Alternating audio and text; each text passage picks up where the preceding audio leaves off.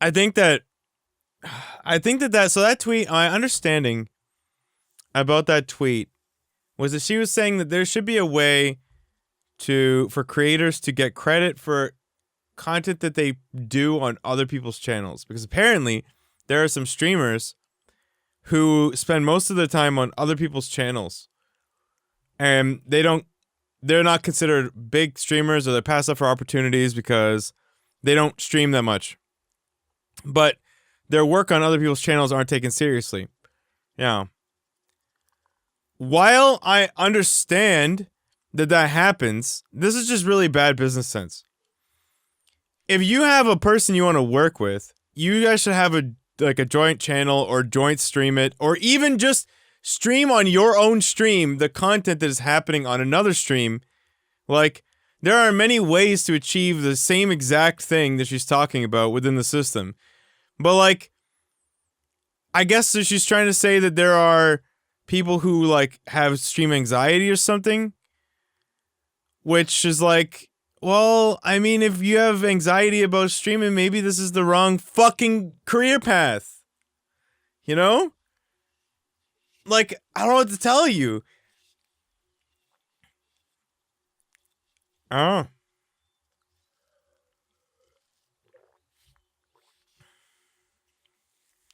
No, she didn't say that, I don't think. This is Anna Prosser.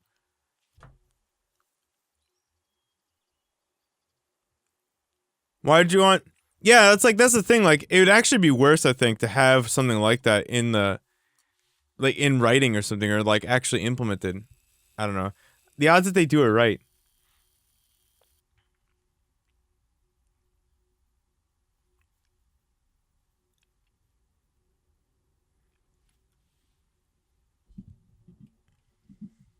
I think it could be nice for, like, official events. Are you talking about, like, if Nate goes and casts the WCS?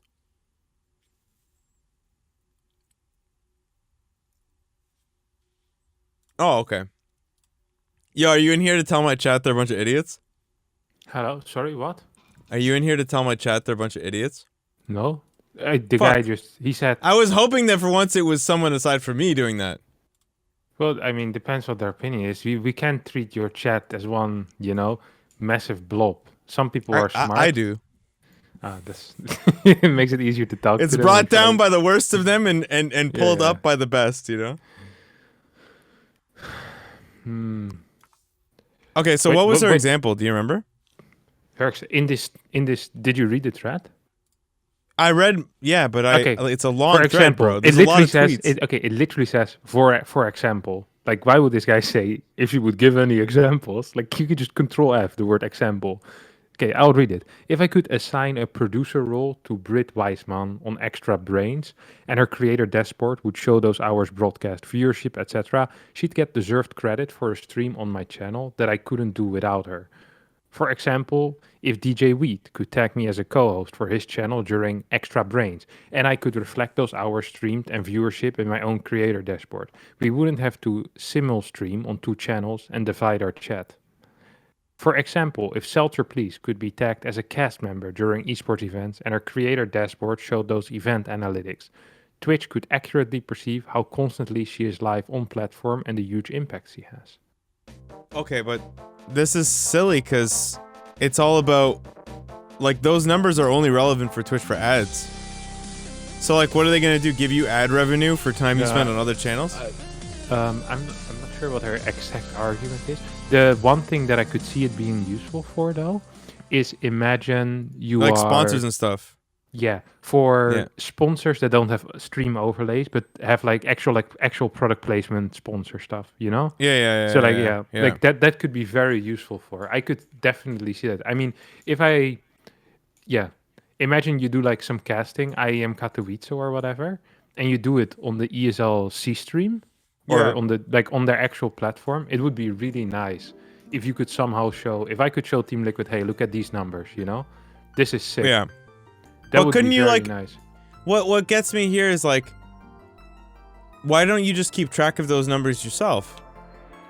And then because when you reach out for brand sponsorships, it's not a monolithic thing. You don't just give a screenshot of your dashboard. You actually apply. Okay, I think a lot of, especially if you're a smaller Twitch streamer and you're Yeah. actually getting these advertisements, they only care about your Twitch dashboard.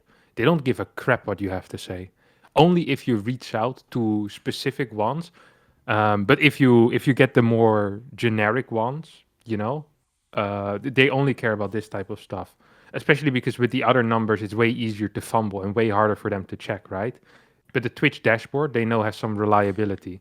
Yeah, I think this is only for I think this is only really applicable for sponsors that like reach out to streamers like specifically because of their metrics. Like there a lot of people though, they reach out to sponsors and then they could like, give like a portfolio or like a CV type thing Hmm. with like their hours streamed and stuff. And if you were that, like if you were doing that, then you could include these other hours in it. So like yeah, I get what she's getting at, and honestly, it'd be a good idea if I didn't think Twitch was completely incapable of implementing it in a way that was like good at all. Yeah, okay, yeah. I just don't understand why people would see this as a bad thing. It's just something that should never have priority over the other host of problems that Twitch has. But the idea by Well, itself probably has no like it's not bad. Like well, I there's mean, literally the no implication is downside. like, what about is it revenue shared or is it just credits or like, can you get could I technically stream like could I be your friend and then stream with you all the time, not have my own stream? Could I get partner based on you?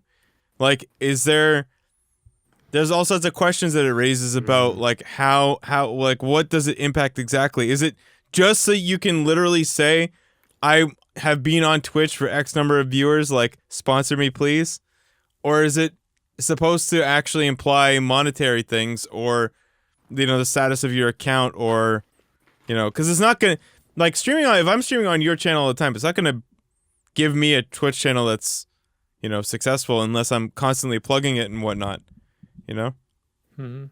Yeah, I thought I that it mean, read to me like getting opportunities on Twitch hosted content. I mean, maybe, but is it even that like who really? Yeah, I guess because like people want to get hired and stuff based off their stream, which is like okay, yeah, if that's your dream, like that's I don't know.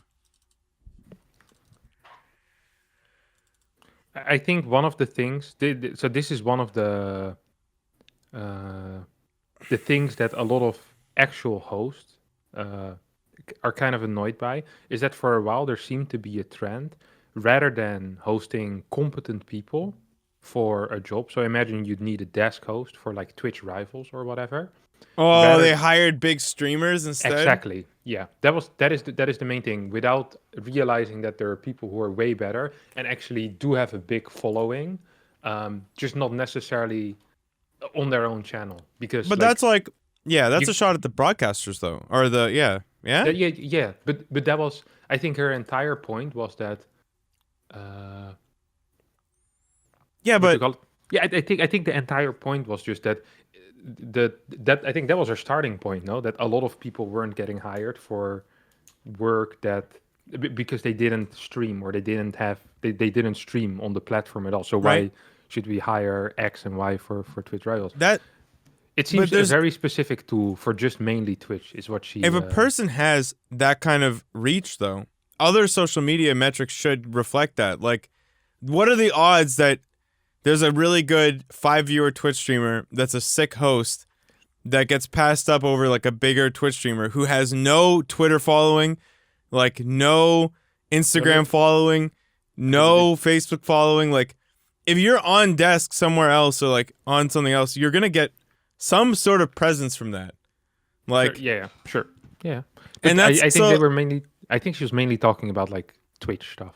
And yeah. people saying they don't have a Twitch presence, which I Mm. think is just probably more of an issue on Twitch. Like just on like the company itself and how they hire people, I guess. If it's just Twitch specific, then actually I have to agree with her because if it's content you've made on the platform Mm-hmm. and you're not getting credit for it on the platform and then not being hired on the platform, yeah, that's kind of shit, right? Because ESL is going to look at all of the things. Like they should be looking at everything associated with you. your past, broadcasts, your Twitter following, your Instagram following, like, how your reputation within the community, whatnot. But on Twitch, yeah, if they're just going by your numbers, so like if I'm, I can see this happening where you're like, if I'm a 10K viewer streamer, and I get hired over, like, for an SC2 event, over Nate, who's done so many DreamHacks, ESLs, and whatever, because he never got the credits on Twitch specifically. If it were like literally a Twitch event, then yeah, I could see that. But it just feels like it's such a narrow scope for such a overarching policy. But you're right. I can't really see if it's just Twitch specific. And if it's just crediting, I can't really see a negative. Like, even if it just said hours credited as like separately, that would be. Yeah. It felt like it was more for credit, and I guess there is like some side uses, but she mainly seemed concerned about the credit part and just making sure that, a bit like how, if you play in a movie, it shows up on your IMDb page. Basically. Yeah. That would make sense. Like, you would have to do something like you'd have to have a stream key that you're broadcasting to OBS that shows nothing that same time. Like, to some sort of verification system, because otherwise I could just be like, yeah, Hearthstone's broadcasting on my stream literally all the time. And then you would get the credits. And I would do the same on my stream, and you'd be live for 50 hours. I'd be live for more hours than there were in a week. Like, yeah. I mean, I would be down with that. I think that if an org is hiring a Twitch streamer, though, based on their size of stream and not like their credits, that's their fault. Like that. Yeah. That's just bad hiring. Yeah. Yeah, it's very tricky. Actually, Sal would get credit on every SC2 stream for equipment production. Actually, I'd be streaming 24/7. Dude, I'd be streaming like fucking 72/7. Like 72/7. I'll be streaming 3 days per day. Yeah. It's true. All right, you ready to nuke? All right, I'm ready, buddy. All right, let's do this up. Wait, let me first set up everything up. I just came in here. I'm prepared. It would be cool if there was some sort of portfolio site for creators that aggregates analytics for and stuff for you to reference. I feel like if you were a dev and you charged $5 a month for that, like, I'd pay that. Okay, no one would use it. What? To aggregate all of the social media followings into like an overall score or something? Yep. They know on creators are all 100%. Okay, you're gonna get 50 customers. You spend 10 years making this. It wouldn't take that long at all. They're all public APIs. What do you mean? It wouldn't take long at all. It would take a month and a half to make this, and you're gonna get 10 people, and they're only gonna subscribe 1 month when they need the data, and then they unsubscribe immediately. All creators are greedy. That's not necessarily true, because then brands would start to require that you had like a score. Like, they would be like, yo, so I need your score to be over blah blah blah. Like, your presence score to be over blah blah blah. It would be something that obviously brands themselves would have to look at. It'd be like, yeah, there's a Social Blade, but Social Blade gives you a score per platform. But I don't think it gives you an aggregate score, like a total reach. Because the brand cares. Pretty bad, no? Social Blade's also pretty bad. Right, exactly. So like, there's a market here for Twitch tracker is good though. Yeah, but that's only for Twitch, I thought. Yeah, I mean. Yeah, sure. You would want one where you would sign into each one, and it would get your like backend API, and it would figure out your reach. I think and we stuff. have it already. I use something like this for TL. TL tracks everything for me. Yeah, right. But the average person doesn't have TL, so like whatever system they're using, if it was publicly available, streamers would pay if they were getting brand deals all the time. Like, if they're big enough for that. Deactivate. You know, I think it would be a useful tool. Okay, one second. But you'd have to like log in and like so they could get your sub value and everything. Yeah. Deactivate. Activate. Okay, you ready? One second. No, like, I'm setting everything up, man. Just give. Oh my god. If you want something done correctly, you need to give me a lot of time. It will take 2 more minutes. You can talk to the boys about things. Okay, chat. Chat. How's your YouTube been going? Tell me about your YouTube, okay? How's the It's been how's doing pretty good, man. Like from this time last year, we're 10x in viewers, Okay, that's good. which is, yeah, pretty wild growth. So, well, no. So we got 2 copyright claims, but they emailed me back and said, yeah, that's a complete mistake. Dispute it and we'll get it resolved. Yeah, I followed all their guidelines. Apparently, in the EU, some copyright stuff's changing, so their system's a little messed up. Yeah, I gave Cobra the new neuro video for the neuro thing from yesterday. It's doing okay. I need to work on it more, but Do you ever do the thing where you promote your videos at the end of your stream? no, I don't do that. Do you ever I post on should do Twitter? that, huh? Yeah. Hmm? Yeah, you know, Yeah. because your community is filled with people that are nice, so they actually click it. They'll actually Like, click the link? Yeah. like Yeah. no, like unironically, if you get just after, just after you upload it, and you Yeah. get like an influx, even if it's like 50 people, and they all just they mute it and leave it on for the entire duration, the impact that has on how you get recommended in the algorithm is freaking massive. Like, Alright. Okay, we'll do it. Listen, we'll do it. like That if will be you, my sellout. I don't run ads, so you fuckers better click. yeah, you just make them do that. Try to do it as soon after the video is out. Make them click the like. Let them mute it, whatever, you know. Just make sure that the people keep it open. Like, it's super freaking big if that happens. Even if it's 50 people, like, it's Yeah, such a big okay. deal. People don't understand this, like how Well, I massive do it is. understand. It makes perfect sense. Yeah, because anything that is off Twitch- platform. Yeah. Twitch cares a lot about, or YouTube cares a lot about, like getting over 50% watch time too, right? Yeah, but they care even more about off platform stuff. Yeah. It seems. Yeah, like.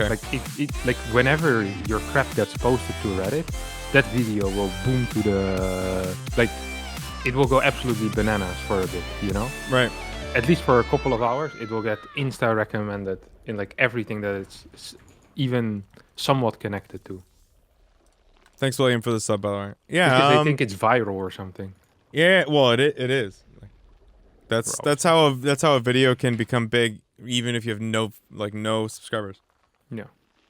I'm trying to log in, but I'm getting the loading thing. So. It's okay. We can wait, Oh. man. Oh, now I can get a Warzone ad Oh. after I restarted. Nice. Do you remember the golden days when you used to try to log into Call of Duty Black Ops Cold War, and instead you got a StarCraft 2 Legacy of the Void ad? No. What? You don't remember that? No. Yeah, me neither. I never played. Happened. I never played Cold Yeah. War. That never happened. Would be something though if they did that. I wonder Mm. if that had an effect.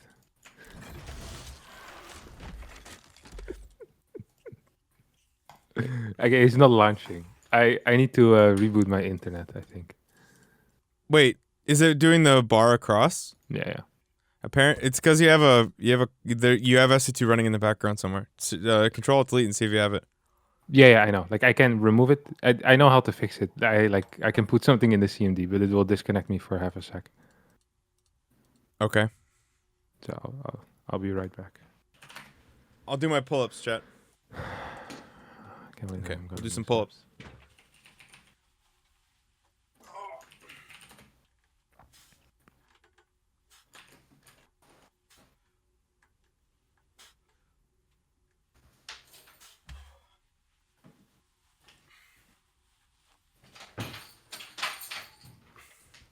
Yeah, bonkers. YouTube is huge.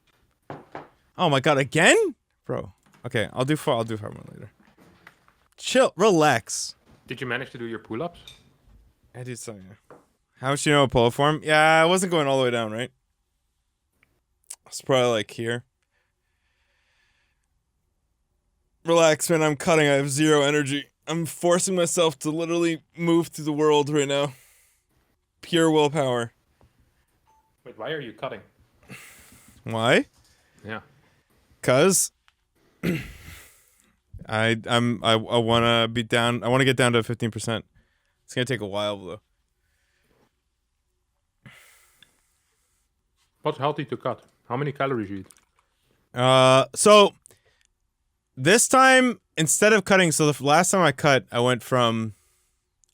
cut down to 1,500 calories because that's disgustingly low. The most successful cut I ever had, I went from 220 down to 189.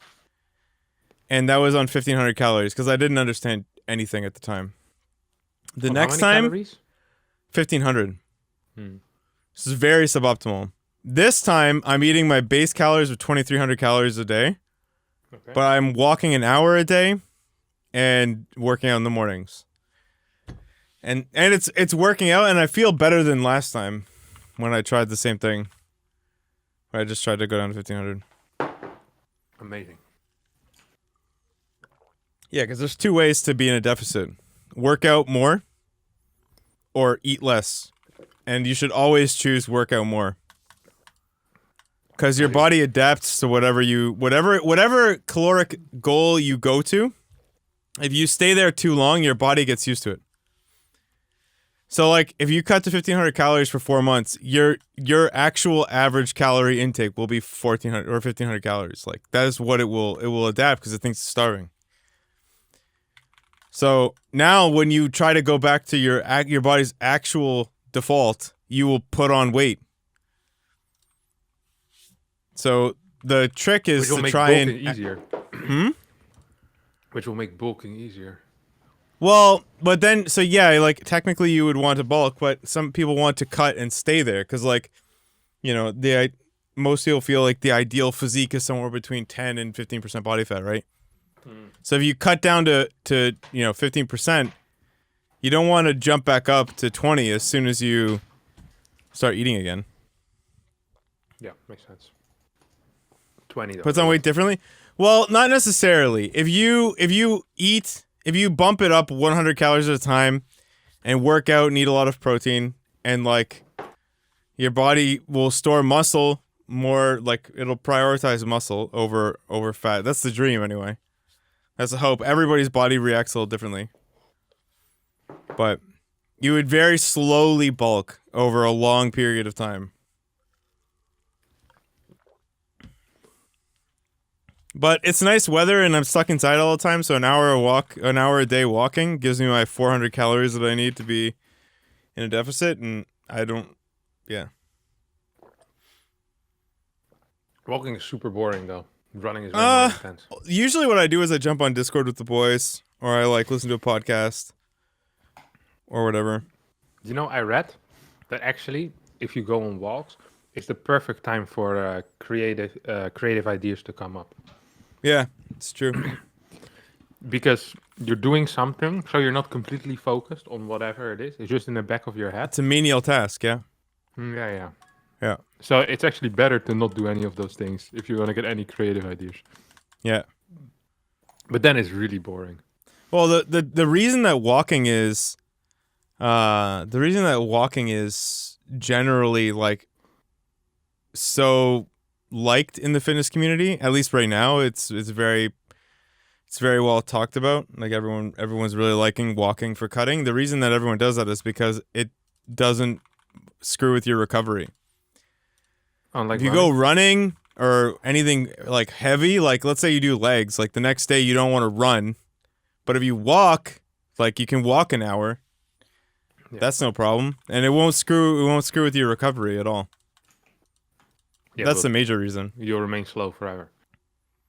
Well, no, I mean, you get fast by building bigger legs, not by, like, running fast. Not by jogging. You build fast. For speed, you want bigger legs. Fast. No, yeah, you run faster. Yeah. You just run quick. Run quick. I have this guy. You just decide to just run quicker. Yeah, of course. Yeah. You just run faster. That's it. You just run. Well, okay, if you want to lift heavier, you lift heavy. If you want to run quicker, you run fast. That's how it works, okay? That's true. Yeah. I got this guy who is like a... Just run quicker. That's such a Protoss mentality. Well, just win.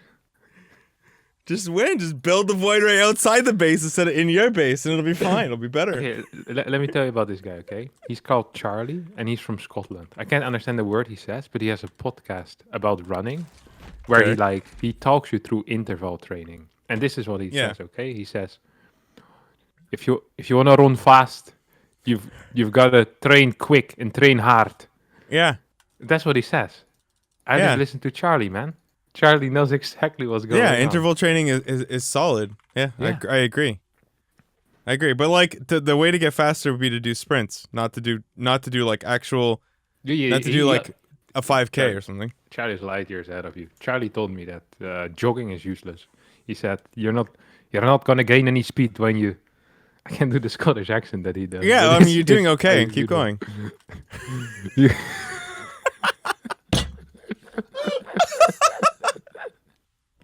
Dude, Charlie is sick.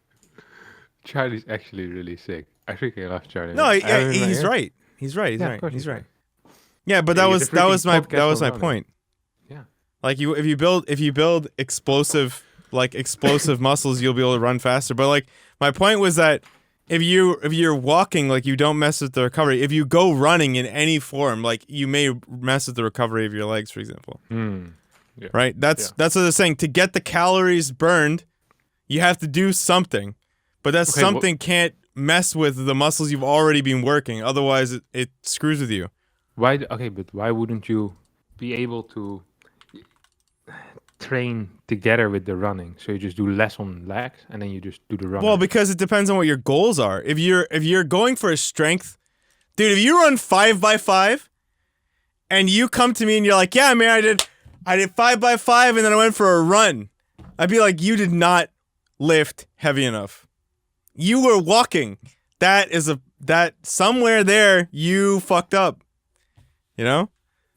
But, You should be limping out of the gym. Like if you do 5x5 and you do a squat day with deadlifts, you should actually be like dragging your lower half out of the gym. If you're not doing that, like you're not doing it right.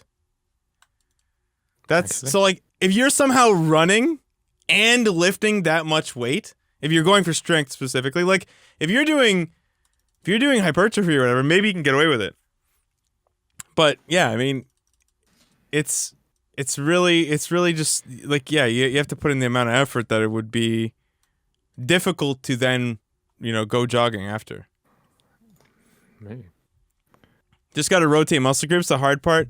Well, okay, so me and Harston were talking, and I was saying the first thing he should do is do like 5x5 for strength because he doesn't have a lot of strength, right? And 5x5 is dead easy. Like you just show up and you do your 5x5. You don't have to worry too much about anything. Like I was just telling you, for me personally, I went from a deadlift of 185 to 375 in like 3 months on 5x5. Obviously, like I had more latent strength in the beginning. Like you can't just do that, but it very quickly brought me to my peak at the time.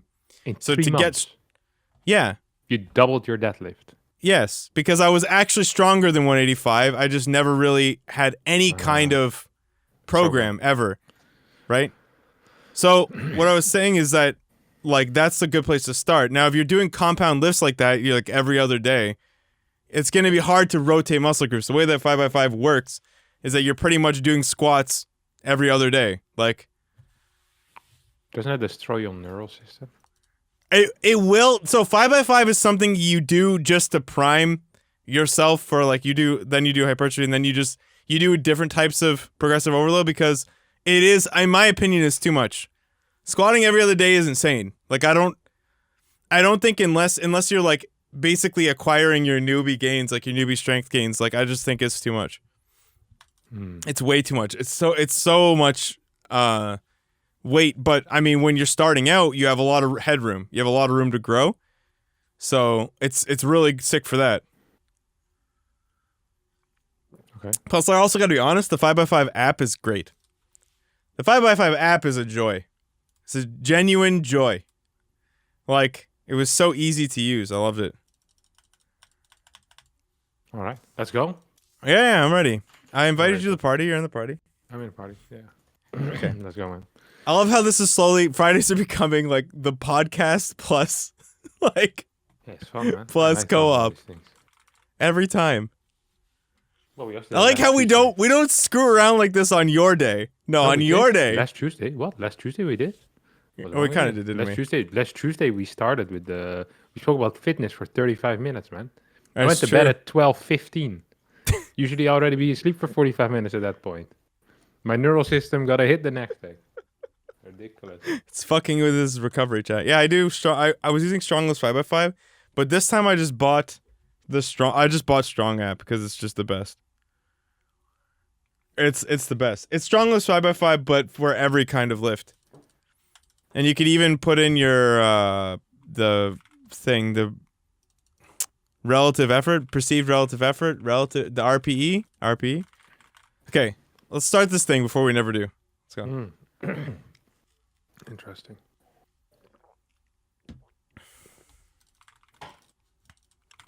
You only need my camera, right? Yeah. You only Yeah. I'm ready. It's not as good when you just have when we put like a picture of Abathur with your face cropped onto it. It's not the same. It's not the same. Okay, let's go. It's not the same. Yeah. Oh, wait, Well, yeah. Hold on. Wait, 1 sec. Here we go.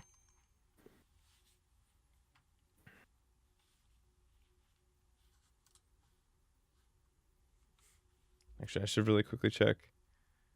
Did I get... I think you're actually the streamer I watch most because I have you on in the background while we do this. So I have like freaking infinite amount of channel points on your channel. Oh, shit.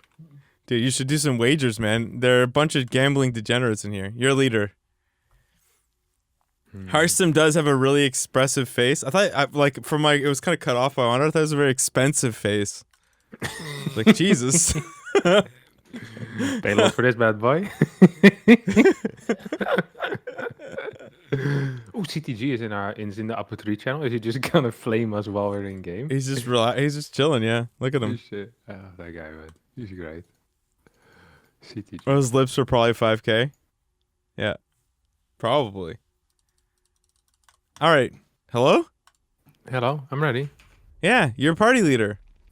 Oh, you changed me? I like how your thing is Terran Map Pool Poggers. Wait, what? Yeah, your broadcast message is Terran Map Pool Poggers. Oh, it carries over from the... Yeah! I didn't know that. Oh my god. I was just... that's what Cyril did first. We always broadcast to everyone. You know? Broadcast the thoughts on the map pool and on how Sol is doing on the ladder. Those type of things. Dude, he's doing quite well, isn't he? A little less. He was... You know what is with Sol? He does so great for like 3 weeks. Then it's like he forgets how to play or something. And he drops down like legit 500 MMR. I have no clue how it works. Like he'll literally be insane, yeah? Like I won't be able to win a game. And then all of a sudden, like he messed with Kevin. I can't win anymore. And the moment he says that, he won't win a game anymore against me. I'm like, how does that even work? Like, it's just his confidence, honestly. Like he's super It's good. imposter syndrome. Like, you get to an MMR, and at some point you start to be like, I really don't belong here. Like, this is too, too high. And then it just starts to, like, it gets in your head, and then you're like, okay, well,